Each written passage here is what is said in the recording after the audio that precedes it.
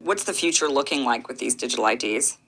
Well, if you look through this document, it's called Our Common Agenda. It actually came out in 2021, but really what people have been deceived a lot about is the connection between the World Economic Forum and their multinational global public-private partnership, which really makes a lot of this work. A lot of these companies that are involved in the tech side and on the back end of this are partners of the World Economic Forum. In 2019, they had been working together for years, but in 2019, before COVID, the World Economic Forum and the UN put out a joint agreement that they were going to team up to fast forward the 2030 agenda, also known as the Sustainable Development Goals, which is what a lot of this is about. So in that document, it goes through iterations of this digital ID to the point where they are actually talking about surveillance under your skin, meaning that there would be microchips, which is happening in some countries. Sweden and other places are doing pilot programs. But essentially, it is a full track and trace surveillance system, not different than they already have in communist China, and under the guise of sustainable development goals. In particular, this one, if people know about the sustainable development goals and what that is, and Agenda 2030, that is number 16, and it's about a digital compact, global digital compact, and equity in the digital space worldwide. But at the end of the day, it's about a track and trace kind of ledgered surveillance system that would be behavior modification and have an aspect to it that is punitive.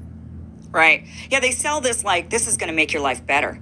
I mean, that's how they sell it, right? Like this will make life more convenient. I mean, imagine if you just had a microchip under your skin, you wouldn't have to remember which medications or which vaccines you've taken. You just show that, they scan it, and boom, it shows up, the chart for your doctor. And that way you don't have to be transferring records back and forth. So they sell it like this is a good thing for you. And a lot of people buy that. I mean, it's just like with the iPhone. I've got one, and it's just difficult to get away from it. You know, when I think about, man, this thing's tracking my location. It's got my face on file. It's, you know, all this is happening, but it's so convenient. How do I get rid of it? And that's, I think, how they're getting us into this new way. But let's talk about the real dangers of this. So let's say, okay, yeah, you've got this microchip that's going to say all of your medical records, including your vaccines. You've got a digital ID that's somehow connected to your banking account. So it makes it easy. You can just easily get your money from the government. You can easily spend your money, right? So everything just seems really, really convenient.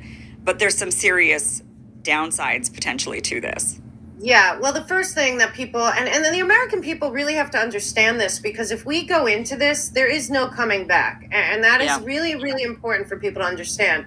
This is being fueled. It is my belief right now that there's a billionaire oligarchy in America. They're pretty, you see who they are. We got the Larry Finks. He's very involved in this. He's also on the board of the World Economic Forum and involved in China and many other things. So he's one of the people. So this is attached to, of course, the central bank digital currency, Executive Order 14067. And that is also attached to, which many people didn't pay attention to, in the National Defense Authorization Act. Joe Biden and his group, I believe that they're more concerned with the globalist citizen, goals, the sustainable goals. They often bring up 2030 and that they're trying to do that, which is what this is about. They have a summit coming up in September where Joe Biden is expected to sign on to this new Our Common Agenda, which has this in it. But what they are really doing here, and it's been developed, it was ID 2020. It was the Gates Foundation, Rockefeller Foundation, World Economic Forum, UN, and a bunch of partners of the private Western central banks. So this would also include, your money wouldn't be your money anymore. It'll be programmable tokens.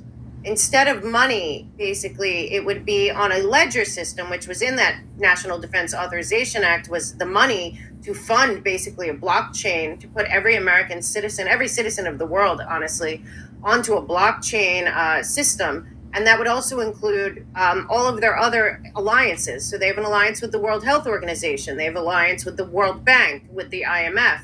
They have an alliance with the also with the IPCC. So this digital ID would not just include your vaccine status and your health records, but also there was an executive order about biometric data. So that would be on there as well.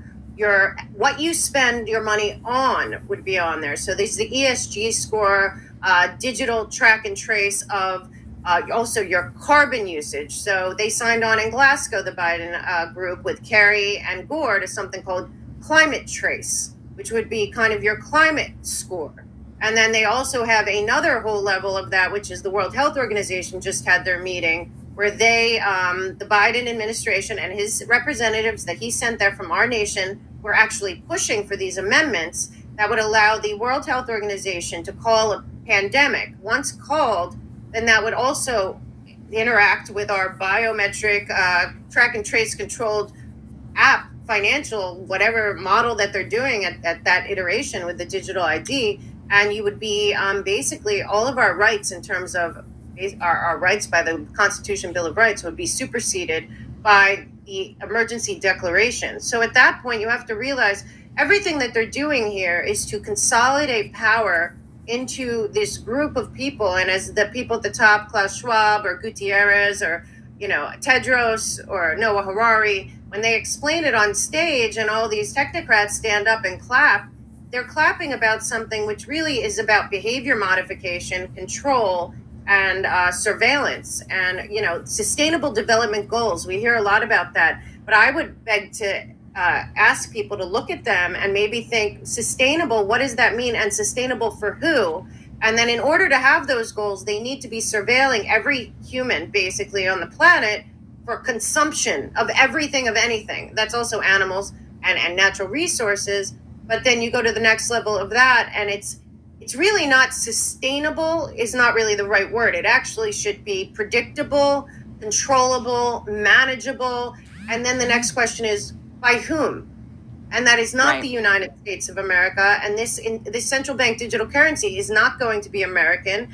And we all know that they want a one-party system, it appears, coming up. But I would say to both left and right, Republican and Democrat, that are picking some side, that control that they want, that one party, would really be this globalist governance model. And I don't believe they're hiding it. And I believe that this is the way that they are going to implement that.